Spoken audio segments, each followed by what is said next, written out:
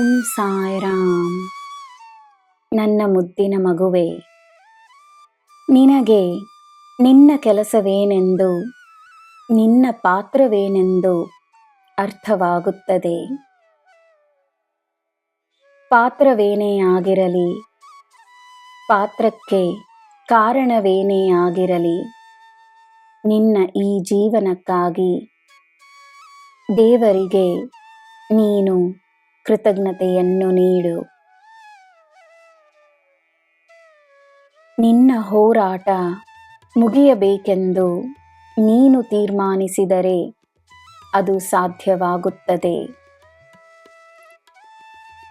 ಹೊಸದಾದ ದಾರಿಯಲ್ಲಿ ಹಳೆಯ ಸಮಸ್ಯೆಗಳನ್ನು ನೀನು ಎದುರಿಸಬಾರದೆಂದರೆ ಹಳೆಯ ಆಲೋಚನೆಗಳನ್ನು ನೀನು ಬಿಡಬೇಕು. ಹಳೆಯ ಅಭ್ಯಾಸಗಳನ್ನು ನೀನು ಬದಲಾಯಿಸಿಕೊಳ್ಳಬೇಕು. ಒಳ್ಳೆಯದಕ್ಕೆ, ಸಂತೋಷಕ್ಕೆ, ಆತ್ಮವಿಶ್ವಾಸಕ್ಕೆ, ಭಕ್ತಿಗೆ, ಪ್ರೇರಣೆಗೆ, ಸೇವೆಗೆ ಮಾತ್ರವೇ ಗಮನವನ್ನು ನೀಡಬೇಕೆಂಬುವ ಸಂಕಲ್ಪವನ್ನು ಮಾಡು. ನಿನ್ನಲ್ಲಿರುವ ಶಕ್ತಿಯ ನಿಜವಾದ ಪರಿಚಯವಾಗುತ್ತದೆ. ನೀನೊಬ್ಬರಿಗೆ ಒಳ್ಳೆಯದನ್ನು ಮಾಡಿ ಅವರಿಂದ ನಿನಗೆ ನೋವಾದಾಗ ಕೆಲವೊಮ್ಮೆ ಸೇಡಿನ ಭಾವನೆ ನಿನ್ನಲ್ಲಿ ಉಂಟಾಗಬಹುದು. ಮನುಷ್ಯನಿಗೆ ಅದು ಸಹಜವೇ ಆಗಿದ್ದರೂ ಆ ಭಾವನೆ ಅವರಿಗೆ ಮಾತ್ರವಲ್ಲ, ನಿನಗೂ ಹಾನಿಕರವಾದುದು ಎಂದು ನಿನಗೆ ತಿಳಿದಿರಲಿ.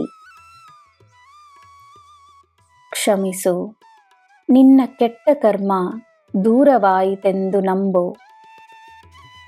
ನಿನ್ನ ನೋವನ್ನು ನನಗೆ ಒಪ್ಪಿಸಿಬಿಡು. ನನಗೆ ನೀನು ಒಪ್ಪಿಸುವುದೆಲ್ಲವೂ ನನ್ನ ಹೊಣೆಯಾಗುತ್ತದೆ. ತನ್ನನ್ನು ಶುದ್ಧಗೊಳಿಸು. ಎಲ್ಲ ರೀತಿಯ ನಕಾರಾತ್ಮಕತೆಯನ್ನು ತನ್ನಿಂದ ದೂರ ಮಾಡು. ನನ್ನ ಮಗುವೆ, ಸಾಯಿ ನಾಮವೇ ನಿನಗೆ ಸಾಕು. ನನ್ನ ನಾಮಸ್ಮರಣೆಯಿಂದ ನಿನ್ನ ಮನಸ್ಸಿನಲ್ಲಿ ನೆಮ್ಮದಿ ಇರಲಿ, ನಿನ್ನ ಆತ್ಮದಲ್ಲಿ ಶಕ್ತಿ ಇರಲಿ, ನಿನ್ನ ದೇಹದಲ್ಲಿ ಸ್ಫೂರ್ತಿ ಇರಲಿ. ಎಲ್ಲ ರೋಗಗಳು ನಿವಾರಣೆಯಾಗಿ ನೀನು ಆರೋಗ್ಯಕರವಾಗಿರು. ನಿನಗೆ ನನ್ನ ಆಶೀರ್ವಾದ ಸದಾ ಇರುತ್ತದೆ. ನಿನಗೆ ಎಲ್ಲ ಶುಭವೇ. ಜೈ ಸಾಯಿರಾಮ್.